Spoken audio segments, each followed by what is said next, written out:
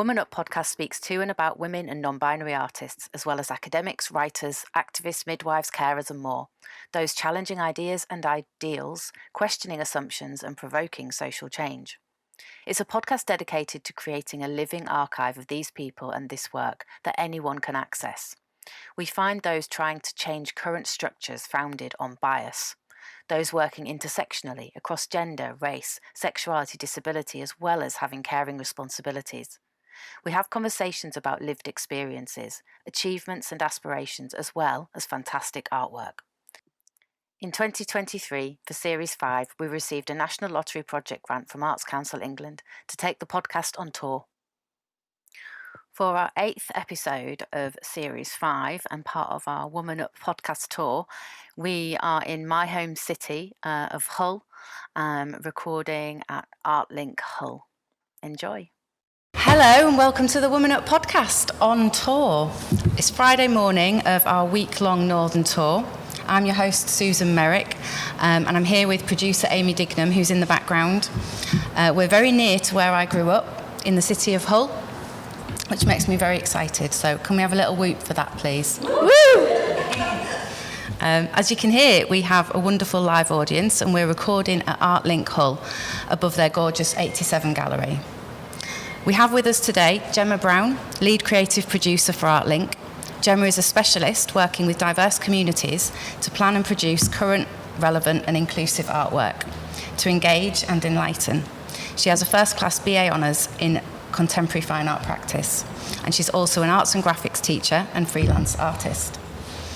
We've also got with us Sam Metz, who is a disabled artist, curator and researcher, focusing on the idea of neuroqueering. Sam has an MA in Architecture and Critical Theory and also an MA in Art and Ecology, or just finishing. We can chat about that in a bit. Their work is currently shown here at 87 Gallery, and that's an exhibition called Porosity. We also have with us Lydia Shearsmith, who's an artist also from Hull, working with photography.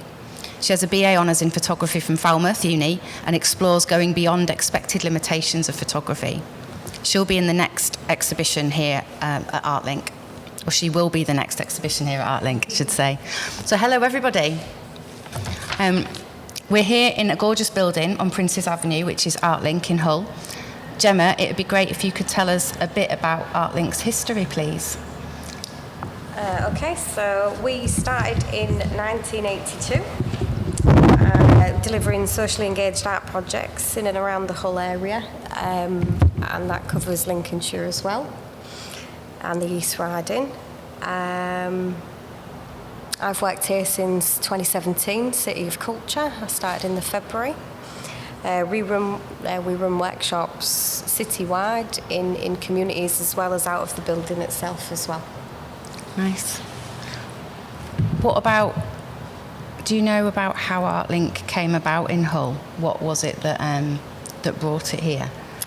We started off, and the main focus was disability, and I think it started in the library, the central library, and then moved to sort of different areas around Hull. Down Princess Avenue was one of the sort of, it was in a shop, and then we got this building early 2000s, I think, and sort of had a whole sort of refocus and opened this place in about 2007. Okay, amazing. I was chatting briefly with Lydia before we started today, because I'm always a little bit embarrassed to say that I'm from the area. I'm from Hornsey, which is about 15 miles out of Hull, and I had all my teenage years in Hull city centre, and I knew nothing of any galleries or art spaces or anything. We didn't get shown anything at school. We knew of Ferran's Art Gallery. We might have gone there, but nothing about the contemporary art scene in Hull. And I was so embarrassed when I went and did my MA. And everyone was talking about, oh, you must have known this place and this place in Hull, and talking about Red Gallery, and I was clueless. But Lydia said she you didn't really know either until post City of Culture. Yeah. Could you tell us a bit about that, Lydia? Yes, I think before uni, I left in 2017, and just coming into getting to know the art scene, I didn't know what I was doing at the time art-wise, but Humber Street Gallery had just opened as part of Sea of Culture, so there were some exciting exhibitions going on there. So that was like the last thing I saw of Hull apart from Ferrans like yourself, until I came back after uni in 2020. So once everything started opening up again after COVID, got back involved with it, and then started to find all these little places that I never knew existed before, or might not have existed before, but are there now. So like Humber Street Gallery was still going. I learnt about ArtLink, even though that had been here, I just didn't know about it. And then there's like Harry and Ground as well. Okay. I think that's quite exciting that in other places people know loads about Hull, and the contemporary art scene knows loads about Hull and its contemporary art scene. It's a shame if it hasn't reached some schools, I guess, is probably the main thing. What's your experience with art in Hull, Sam? So I actually came up in 2018, so just after the City of Culture. So it was quite like an interesting landscape to come in. So I started off working at Ferrans Art Gallery. So I wanted to know what the art scene was like, and came to lots of community events. Had people that were kind of annoyed actually around City of Culture, which was interesting because it hadn't valued the infrastructure that was already here in Hull. And like from an outsider coming in, I saw like a really rich artist-led community, which was important to me and kind of made me want to stay, but it also informed my selection of coming here for work. Amazing. You've got an exhibition on here at the moment called Porosity, which has got huge links to the local area and the Humber mudflats especially. Is that something that you were commissioned to do, or was that an interest that you had yourself?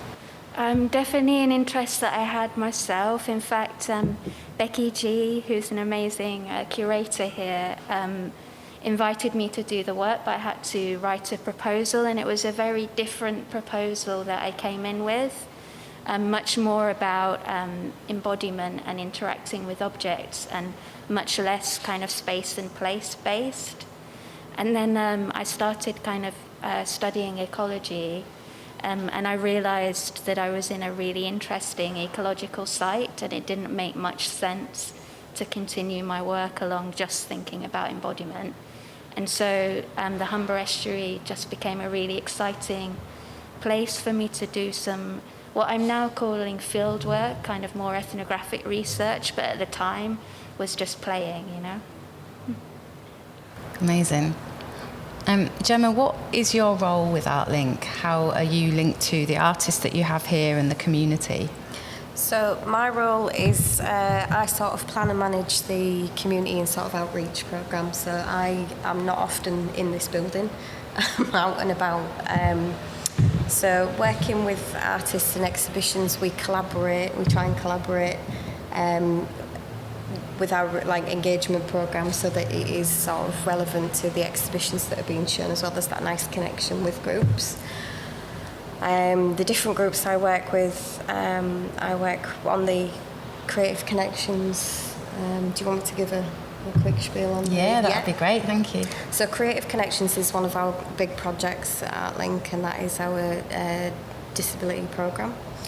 We have 5 groups in that now, and the idea behind that one is sort of to increase opportunity for artists or people in Hull who would like to sort of try out new skills, learn new skills, and kind of feel more confident in those sort of opportunities and being able to sort of work within Hull. So at the moment, our open access group is working with Humber Street Gallery on a project, and we will be making some work that will be going in an exhibition in October. With Sam, we had a few workshops and made some work around the exhibition, which were on show just behind you there. So we've worked with quite a lot of the Creative Connections group since like 2017 now, so that is a long running engagement programme. explorers libraries. So I work with adults with disabilities. I also work with children and young people. So explorers libraries, that's a partnership with Hull Libraries. And what we run is like an after-school arts club. Again, looking at areas where there isn't that much creative offer. And we work with kids on a long sort of period. Take opportunities that they can't do in school or don't get offered in school, so making sure it's something different. And that is a long-running programme as well. I'm a big believer in sort of long-running programmes, not just sort of plopping in, making something and then disappearing when you've got your outcomes. I work with children looked after, so we have another sort of outreach programme where we work with children that are in a care setting. Again, that's sort of long-term engagement to sort of increase opportunity and raise aspirations within the creative sector in sort of Hull area. And then there's lots more as well, but there's the three tons. biggies. It's amazing. So Lydia and Sam can answer these separately. How did you come in to be involved with ArtLink, or to get to know about them in terms of what have they been able to offer you that maybe other places haven't, or maybe why you'd rather work with them? Do you want to? I'll show you first. So ArtLink, I think the first time I just came for an opening. I can't remember what exhibition it was, which is quite bad. But and then after that, getting to know the staff just from networking at different events, I found out about the Explorers, which is actually run in the gallery as well, with the producer here. Is he a producer? Yeah, producer here, Matt Fratson. So he runs like a parallel to what Jemma does in this space, where it's the same sort of programme, just different group of kids. So I started volunteering for that and coming in every Wednesday, doing a couple of hours. I think I actually ended up doing that for a year, so it was just really nice, because I wasn't sure whether I wanted to get into teaching at that point. So coming in here every week, seeing how the kids were interacting with the exhibitions and stuff, just helping me make my mind up of what I might want to do in the future, but then also just getting to know how the gallery works and what goes on, going a bit deeper into the exhibitions. And I just always like seeing the younger perspective on an exhibition, because they always spot something you don't see. So that was really my relationship, and then from then just building up the network and getting talking, and then I was lucky enough to be offered the exhibition that'll be opening in a few weeks. So yeah, that's kind of how my relationship came to be with them. Amazing. I'd like to hear a bit more about your exhibition in a bit, but Sam, what about your link with ArtLink? So I think the first thing I came to was connected to Open Eye Gallery in Liverpool, like in around 2018, and it was talking about socially engaged practice. And so at the time I was a learning producer at Ferrens Art Gallery, so I wanted to make connections to kind of all the community engagement and positive socially engaged practice. But kind of since then, I've really valued 87 Gallery, but ArtLink before that. I was part of the Disability Arts Network, so I'd come to some of those meetings, which is really important to have in a city, and kind of talks about the art strategy of the whole city, which is quite unusual, and thinking about access. But then I was supported by Whole Artist Research Initiative, Harry, which Lydia already mentioned. And I think then ArtLink were brilliant, and 87 Gallery were brilliant at coming out more into kind of community venues again and seeing my work. And then I guess that's how I got invited, which is really nice to do an exhibition here. Amazing. You have had pretty prolific career already in terms of bursaries and commissions. It's really exciting, you know. You had the Unlimited Emerging Artist Grant. You've had a Jerwood bursary, which you used to do some research at the Whitworth Art Gallery. You've had your 2 MAs as well. You've had an Arts Council project grant. That's fantastic. How do you find the support locally and nationally for the work that you're doing, especially when we're being specific to neurodiversity and your ideas around neuroqueering? If you could talk about that and kind of the response you get to your work. So I think neuroqueering particularly is, I would describe as an emergent field. There are lots of artists now who are taking that on as a subject and being really, really exciting with it, but I don't think it's one that's entered contemporary art kind of canon, if you like. For anyone who doesn't really understand what that term means, do you mind describing it as best as you find it? So people might be more familiar with queering. So queering for me is kind of undermining any kind of grand narrative, such as kind of patriarchy, capitalism, and kind of questioning that and reframing it. Neuroqueering particularly looks at neurodiversity and the way that neurodivergent people may have different approaches to encountering the world. Personally, what I'm looking at is alternative communication, so subverting dominant modes of communication, both within my work and also within my socially engaged practice as well, to kind of be more open to things like non-verbal communication or stimming or innate practices for kind of neurodivergent people. And you asked a lot more. I think I just ran with the end bit. No, that's amazing. So I suppose the other part is then how have you found support in terms of your practice with that focus?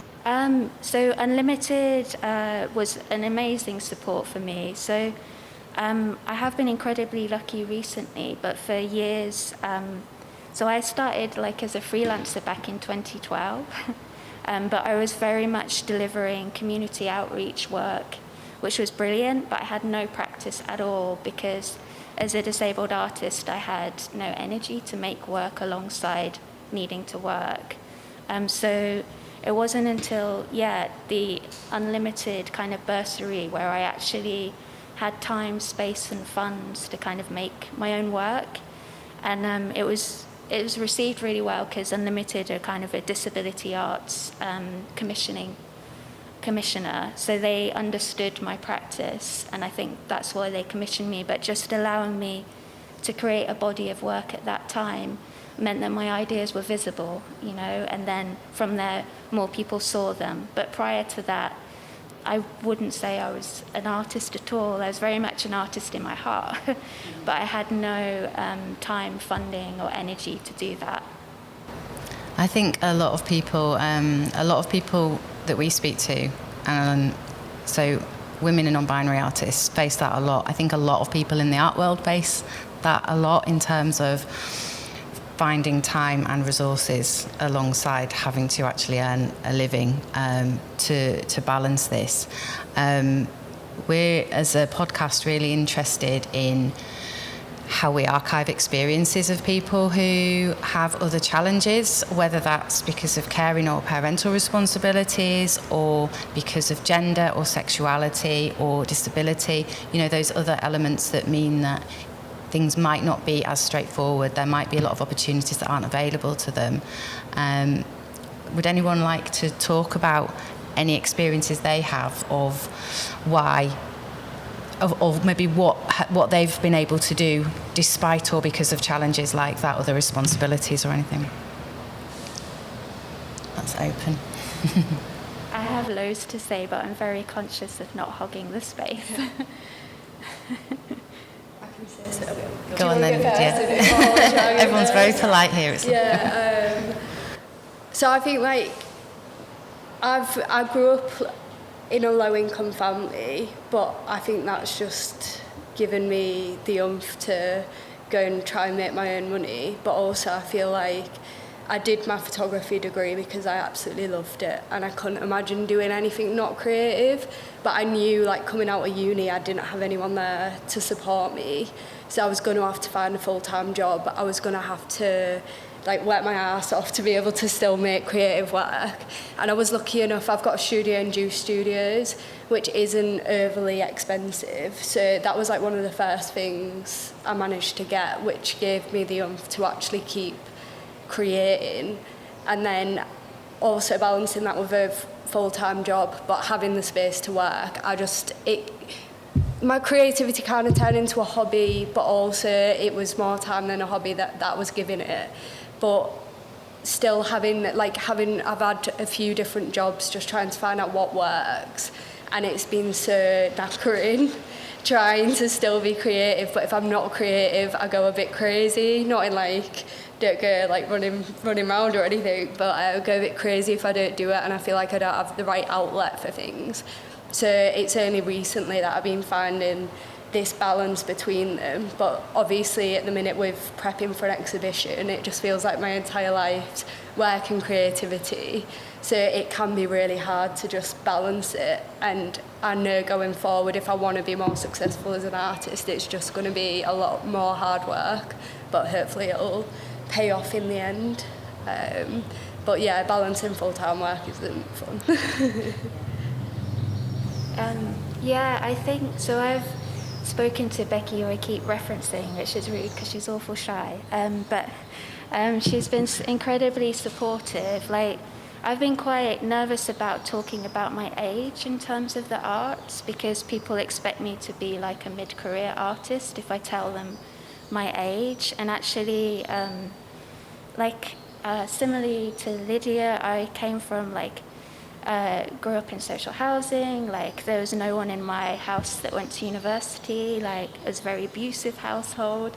So I've never had kind of any family support around my practice at all. And when I first kind of went to university, I had sorry, I'm not going to make this a big outpouring, but I knew what your podcast was around. I had a lot of violence, queer violence against me, and then when I came into university, it was quite a difficult space, and then that's when I started to get sick as well.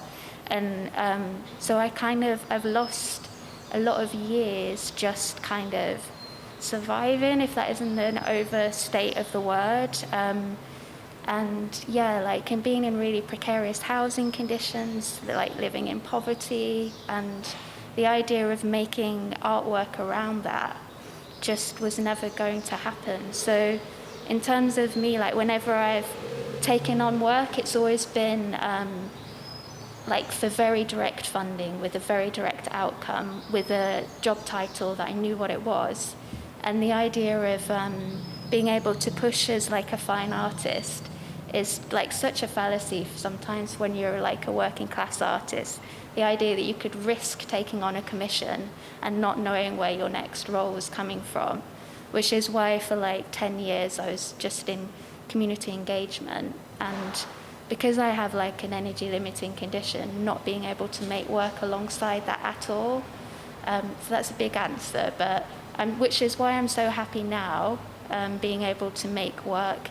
I'm full-time freelance now, and I don't know how long my ride will last, but it's been incredibly good and exciting and completely shifted the work that I make.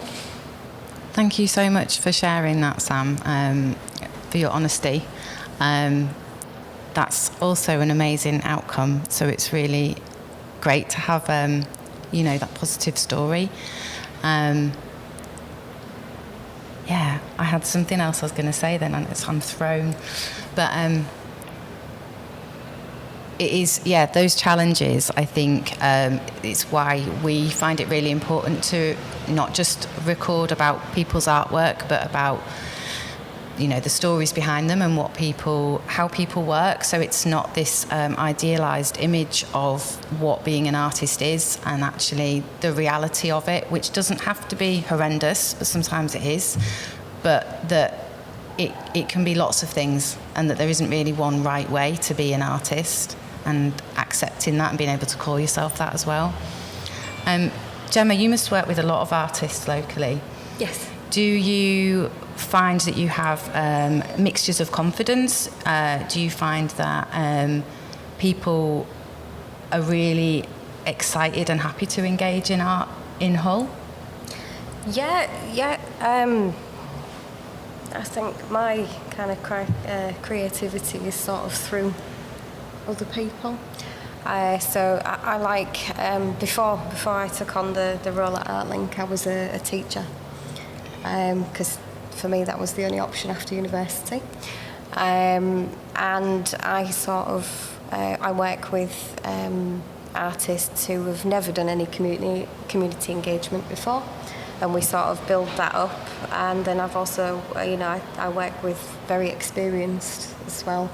And I'm a great believer as well in like emerging artists are not just 25 and under, because that is It's a complete fallacy. It is. And so I have artists, that come to me and we work up projects together, and we find out what groups might be suitable to sort of work with and how they can develop as a practitioner, as well as being able, participants of groups being able to get the best out of the sort of experiences that they can give as well. So it's about sort of them being able to sort of develop their practice and their kind of ability to work with people as well. Yeah. Does that make sense? Yeah, it does. Yeah. But also kind of, I like to give people space to sort of run with their own ideas as well. Sometimes obviously it's like set and there's certain outcomes and stuff, but it's nice to sort of get everyone around the table and sort of say, right, we've got a very vague sort of brief here. I like to keep it vague. What have you got? What do you think, we should do?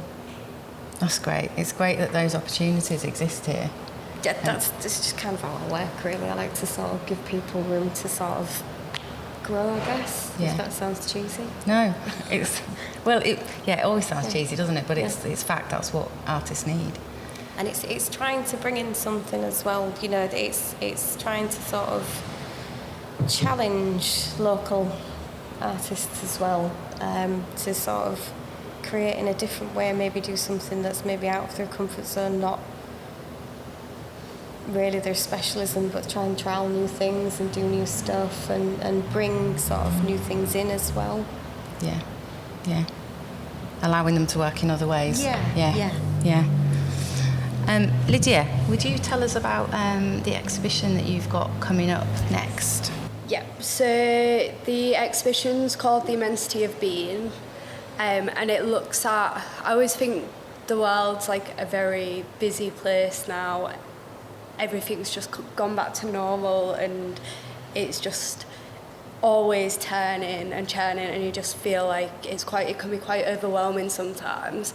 But in my practice, I like to look into the little things that you wouldn't normally notice and bring an appreciation for them. So the Immensity of Being looks at different flows that are around us, that are constantly happening, that you may give a couple of seconds to, but you wouldn't really spend time watching. So the flows of rivers, even the flows of traffic, flows of clouds, just things like that, which are really calming to you, but you don't give yourself the time to see. So and then it's an installation piece.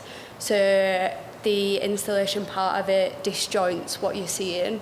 So it takes pieces out of it and brings it back together. So it makes you look a bit deeper into it and start to find out how it all pieces together, and just spend some time with it, working out how it can actually calm you and just ground you a bit more to what's around you. It's interesting that you use the word flow, because that fits really nicely with Sam's work, which is still on downstairs. It won't still be on, unfortunately, when this podcast is released, but anyone who hasn't seen it, who's in the room, should definitely check it out. I want to check it out more after the episode. Sam, is all the work downstairs new work, or is it work that you've put in that's been relevant because of your ongoing practice? Most of it is new work.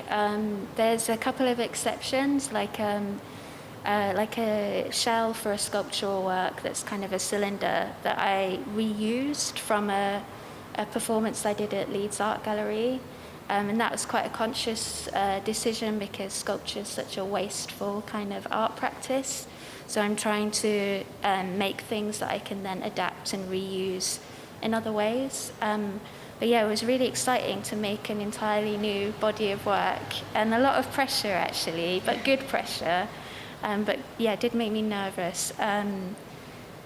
But it was also incredibly nice to be trusted to do that, I think, which hadn't really happened to me before. So the unlimited bursary that you mentioned had an outcome that I described, and then this was much more open and fluid, and that was brilliant because it gave me a chance to explore new materials that I hadn't worked with before and new processes. Like I used some of the funding for this to learn how to weld, which means I can now scale up my work. So yeah, it's been really great. Yeah, there's some really interesting pieces downstairs. The film wasn't running when I was there earlier, so I'd like to see that. How do you link up your sculptural work and your the actions that you use? I mean, you've talked quite a bit online and in this exhibition about stimming and how you use stimming as drawing, or thinking of stimming as drawing. How do you link that with your sculptural work? So I have a separate project called Drawing as Stimming, which is kind of to support neurodivergent people to find safe spaces to stim. But I have previously made a lot of work that incorporates both tics, which are involuntary movements from Tourette's, I have Tourette's, and stimming within my sculpture. So I look very much at kind of twisting of the body and this notion of unpredictable bodies, both through creating kind of glitchy animation and sculptural work that represents kind of the twisting form. Amazing. I saw that you have a really large scale, this might have been the piece you were talking about, like a large cylinder piece of plywood, and within it there's some tiles. Are they something to do with the estuary itself? They are, and that's like one of the great benefits of working with 87 is I got to work with a lot of staff here who have varying experiences, including Matt Fratson, who Lydia mentioned, and he has a lot of kind of research around flooding, and he mentioned to me this tiles factory, it is a factory in Barton-on-Humber, that make tiles directly from Humber mud. Oh, wow. So I went out for a site visit and it was really exciting, and then I thought it would be perfect to clad my work with. Yeah, that is exciting. Can you get onto the mud flats at all, or are they dangerous? I don't know. Do you know more about this? Because I think they're dangerous. I've always been told they're dangerous. So Yeah, I think I remember being told really that you can sink in them, and that it's really We've got some nods from the audience. Don't go on the mud flats. Look at them, but don't go on them. What have I got in my notes? I think I might like to ask if the audience have got any questions, just for now, while I have a little look at my notes as well. Everyone can take a second to have a drink of water as well.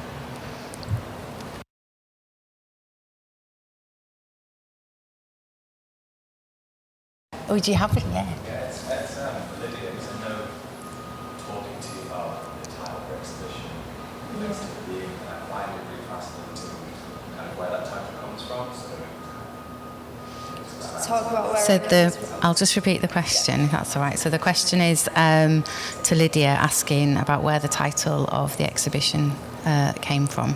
Yes, so the immensity of being comes from a quote from the Poetics of Space by Gaston, I'm probably going to butcher this, Batchard. But the quote is, immensity is the motion of motionless man. No, immensity is the movement of motionless man. So it's about you not realising how immense everything is around you until you stand still. So until you take that second to breathe and look around you and become still, you don't realise how big the world is around you, sort of thing. So I thought that was a really nice parallel to the type of work I was making. And because of the installation and the movement in it, I think it's just quite a nice nod to how people are going to experience the artwork. So, nice. Yeah. I saw on your Instagram reel as well, I hope that's all right to be nosy, on your post, on your feed, if that's the right word, there are, like, you've got images that are kind of referencing shapes or shadows and light, but then you've captured elements of where you live as well, just wandering around space, and I love that locality of paying attention to where you are, as you talked about, and what you notice in the everyday. Yeah. Do you do that on a regular basis? Are you or is working full time just make you too knackered for it? No, I think I do it a lot. Like, I'm constantly taking photos no matter where I am, whether it be on my phone or camera.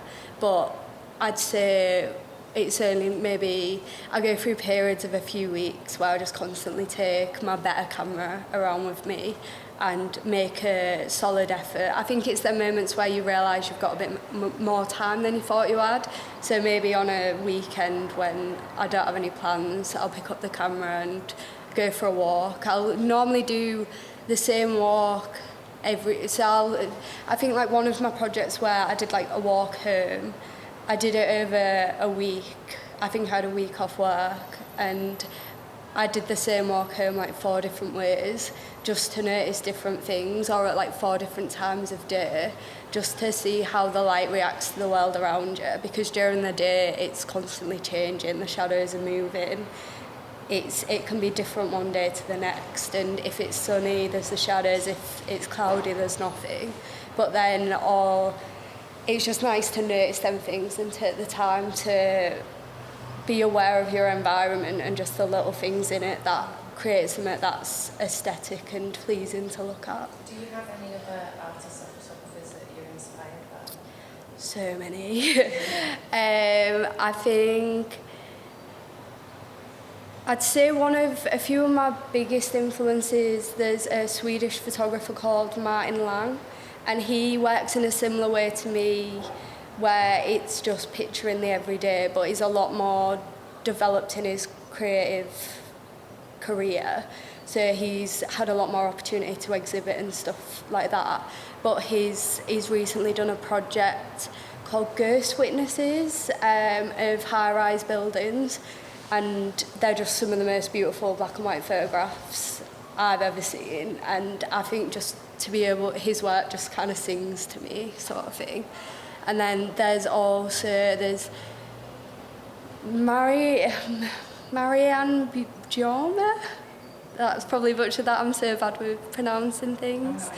So she's a European artist, and she looks at, one of her projects is called like 21 Indicative Objects, and it's all about how time's a concept, like someone just created it one day. So she's looking at all these different ways of measuring things and then creating it into a photographic project which delves into the abstract, and it's a really nice blur of what we see around us, and just that thing of thinking about how the world works and how one day someone did just decide we're going to measure in centimetres, we're going to read the time in hours.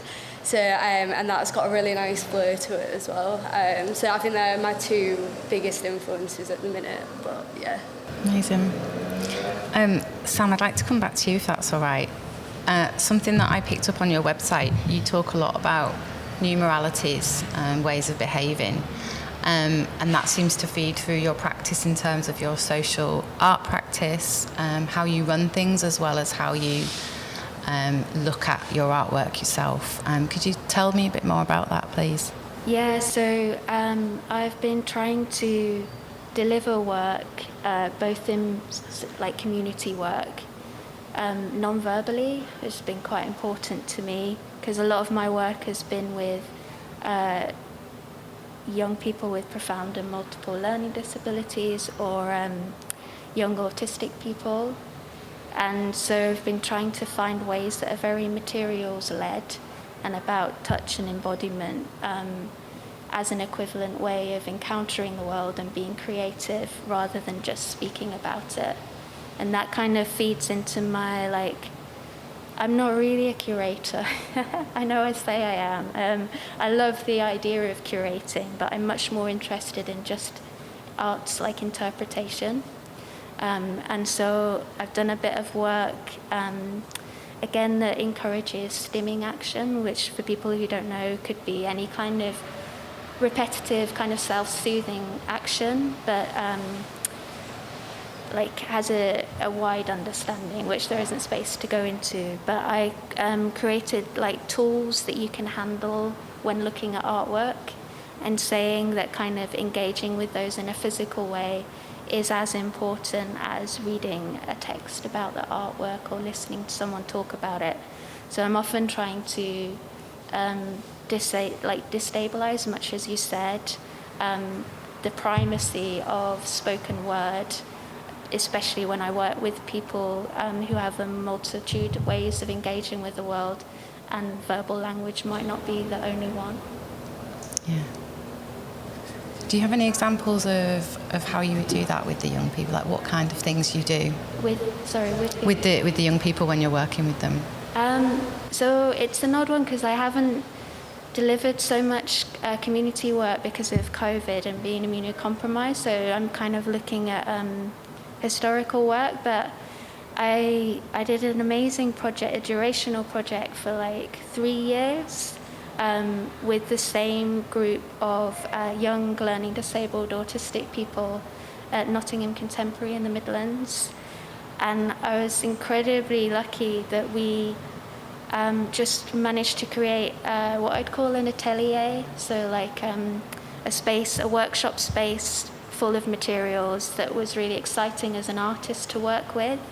I worked with a lot of support workers there who I encouraged also to make their own practice, so that everyone in the room was making work, and it wasn't there wasn't that divide between teacher and kind of attendee, if you like. And again, I would deliver a lot of that work non-verbally, so it would just be about making alongside people, and it was really exciting. And I think there's a lot of supported studios across the UK who have an exciting pedagogy that's kind of missed in arts practice and not seen as interesting as art school, when actually it really is. Jemma, how have you found mixing your work as a freelance artist and working at ArtLink? I haven't.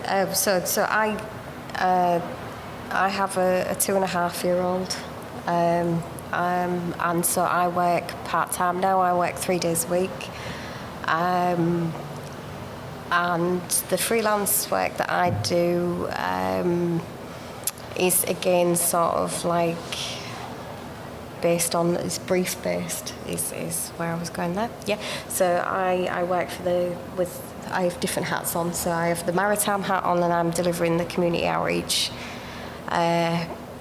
sort of program for them and I've been doing that for the last 3 years. So we've been going out to communities to spread the word of the maritime project for the museum in Hull, which is under extensive renovation and will be opening again in 2025. Okay. And I have also just been the ghost artist for Jason Mills. And what's a ghost artist? A ghost artist. I don't know what that is. It sounds exciting. It just means that I sort of remain incognito, which I quite like. Yeah. So Jason was commissioned by WizKids and Shape Arts for the Morph Trail, which is in London. And he'd seen that I'd painted one of the puffins, which I did in Hull, which was a sculpture trail raising money for different charities, and asked me if I could realise their designs onto the morph, really. So my creative practice happens in my living room on a tarp. After tarpaulin. Yeah, which was actually a Play-Doh one, which belonged to my little boy, and happens after 8 p.m. on a night time when everybody else is asleep. So yeah, can recognise that. Yeah. So sorry, question again. Yeah, so that's your balancing is shifting a lot of hats and fitting it in where you can. When I can, really, where I can, evenings, weekends, and sort of relying on help from other people and sort of friends, family to sort of help out with. Do you find that it all, I guess this is for all of you as well, like your art practice is never, a thing on its own, is it? It's always influenced by what you do in the work you do in the people you meet and everything you see. And so do you find that a useful mix that you've got in terms of your work and your practice? Yeah, I mean, for me, when I actually had a main focus on my practice, it was sort of all about stories and people and that kind of... So the work that I do, sort of my career interests me because it you know, I like people's stories, I like backgrounds, I like the way things connect and that. So being able to sort of have lots of different hats, I guess, keeps me going, really, in sort of what I do. Amazing. Do Lydia and Sam, do you have similar, you know, that your other work or your other responsibilities or time, like things that take up your time or your energy, does that influence your practice? I think a lot. So recently I started a new job as a trainee videographer and editor. So I think now that I've started that job, I'm finding a lot more parallels and a lot more things that are inspiring in the day job to my creative practice. But I think before then, I found it quite difficult to get inspiration from what I was doing to the creative practice. It kind of felt like every time I went back to my creative practice, I was like, it was like going accelerating again, but then the second you finish doing it, you break in, and then you need some time to like remember what you're doing and why you're doing it, sort of thing. But yeah, definitely my new job is helping a lot more with the creative flows. Yeah. I think, like the experience I told you about Nottingham Contemporary, I probably wouldn't ever have had the confidence if I worked there for a long time, working in SEND schools and with neurodivergent people. I probably wouldn't have had the confidence to apply for some research funding from Jerwood without having done that, and it gave me like evidence that what I was looking at was relevant and had purpose.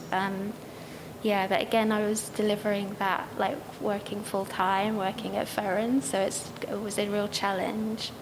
But at the moment, I've been incredibly lucky to be supported by Necessity, who are a kind of socially engaged funder, and they've supported my research for quite a long time now, a few years. And the research that I do for that informs every part of my practice at the moment. So it's very much looking at stimming and yeah, it comes into my sculptural work, it comes into everything that I make. Cool. I'd like to ask you all, what is it about being in Hull that people should be excited about listening to this episode, you know, as an artist and in terms of the art scene in Hull? That's open to all of you. I might go with that as an outsider, if that's all right. So I just feel like it's got a small enough community that you get to know everything that's happening, and that has some real amazing benefits.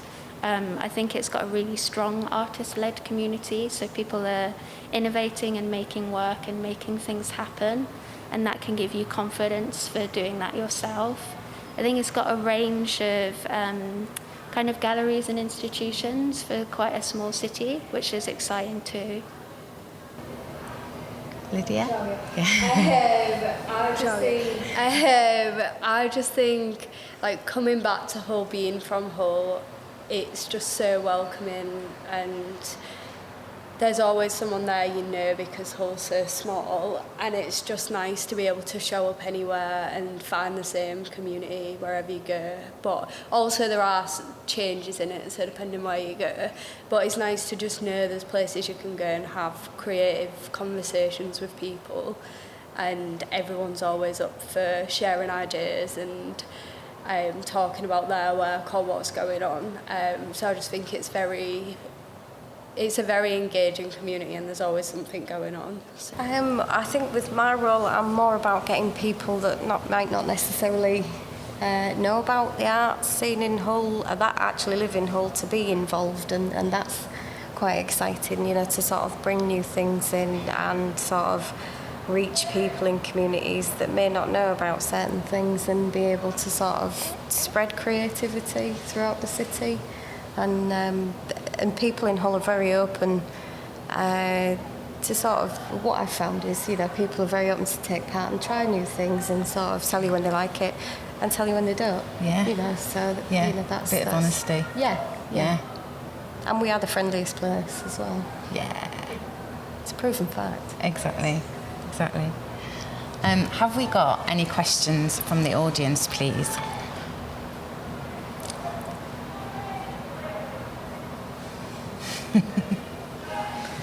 I suppose I've got one, because I agree that it's quite hard sometimes to know what's on in all and what's happening. I mean, what advice would you give to artists in the area? What have you done to sort of try and stand out from the crowd? Do you know what I mean? Like, what advice would you give to show off what we've got in Hull? Yeah, so if our listeners, if it hasn't picked up on the recording, correct me if I'm wrong, question is, it can be difficult to always know what's going on in Hull. So advice to artists, what can you do to stand out from the crowd, but also how do you let people know what's going on?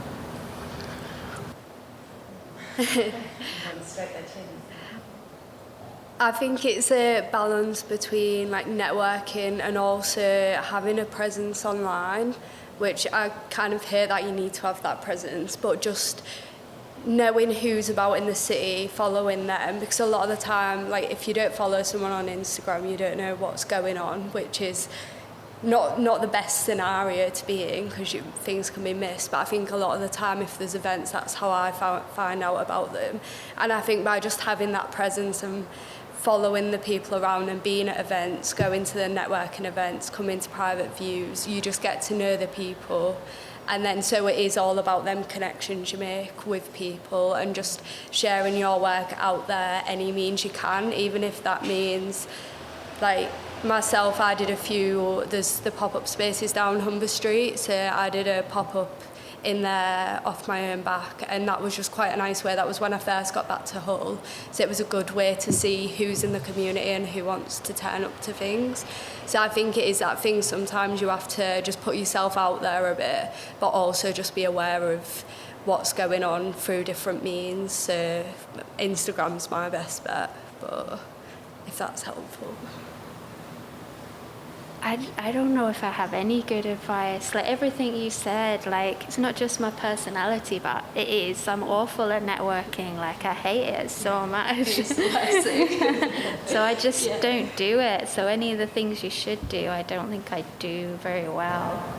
Yeah. Jemma, what would you reply?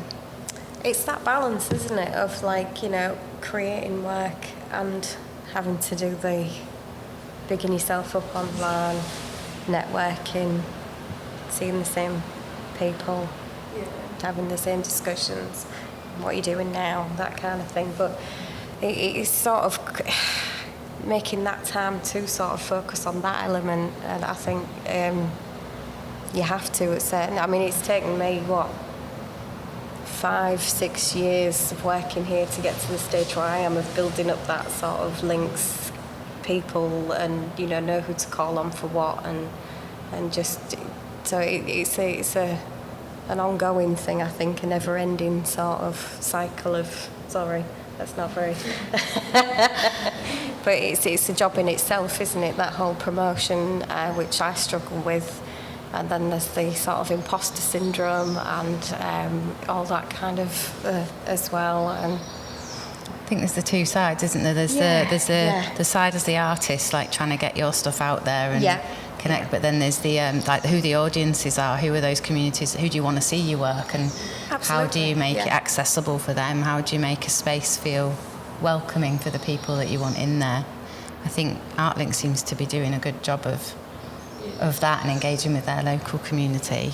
Sam, you wanted to say something? Yeah, I did have, after being really unhelpful, I did have one helpful thought. So if you manage to connect to like a good commissioner, they will kind of promote your work for you, which is... they will promote your work for you, which is like incredibly helpful. So things that I'm finally remembering to do, which I'm really bad at because it's admin, is like if someone's given you a little bit of funding, to then email them when you've got stuff coming up, or just let them know, and then they will promote that for you, which is so helpful. Yeah, that's a really good tip. Yeah. Have we got any other questions? Yeah.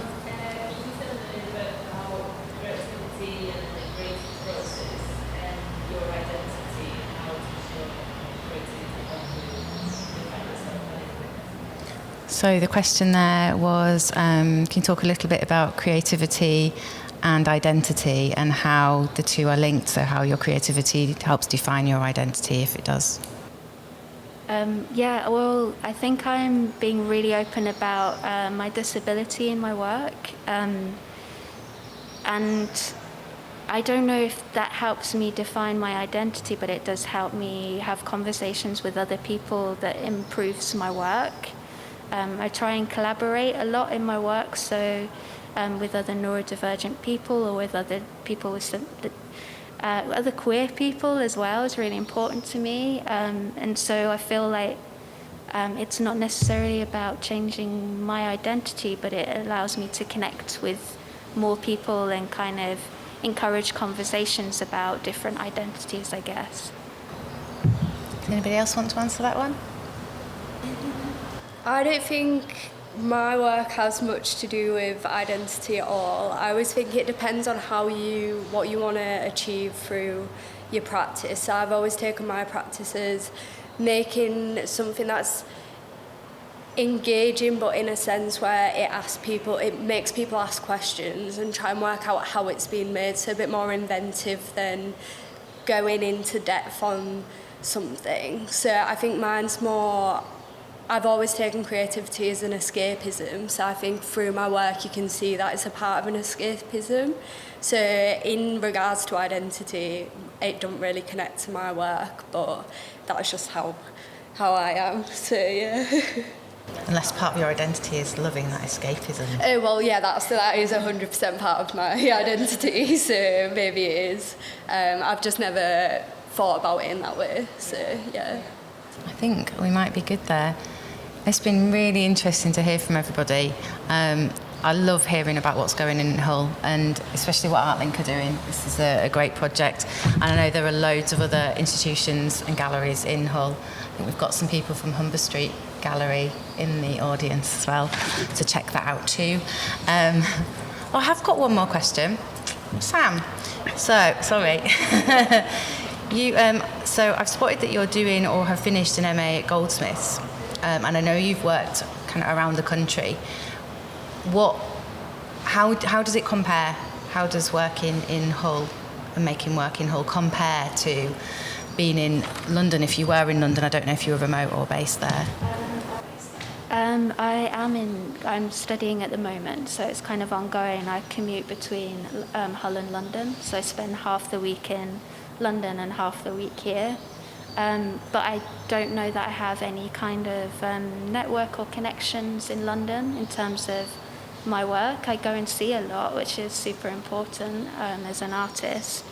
But I don't know that I did. I put some work on at South Bank. I did, yeah. Yeah, like that was really cool. But that was through Unlimited again. But like other than that, I don't have an artist network in terms of like a gallery presence or anything in London. Whereas I didn't in Hull either, really, until engaging with Harry that Lydia mentioned, and then kind of with 87 Gallery. They're very different spaces. When I come back to Hull, I really appreciate being in Hull so much because it's not London.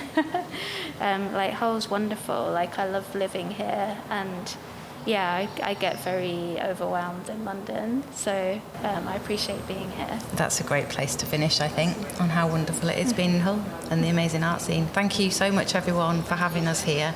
It's been a real pleasure. Can we have a little round of applause and a woo for this?